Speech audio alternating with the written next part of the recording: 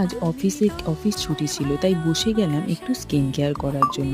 শীতকালে স্কিনটা সবারই অনেক ড্রাই হয়ে যায়, তাই শীতকালে আমাদের স্কিন কেয়ার করা খুবই জরুরি। প্রথমেই রেজার নিয়ে বসে পড়লাম ফেসটা ক্লিন করব বলে।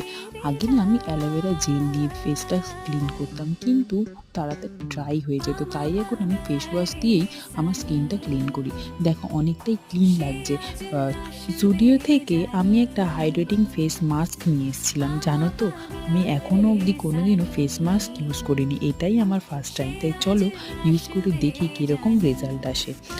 মাস্কটা লাগিয়ে নেওয়ার পরে প্যাকেটে অনেকটাই ক্রিম বেঁচেছিল, সেটা আমি খুব ভালো করে ফেসে আর গলার মধ্যে ভালো করে লাগিয়ে নিলাম। তো চলো এবারে 20 মিনিট ওয়েট করা যাক। তো এবার 20 মিনিট হয়ে গেছে, এবার আমি মাস্কটাকে রিমুভ করব। এই যে দেখো, তোমরা হয়তো ক্যামেরায়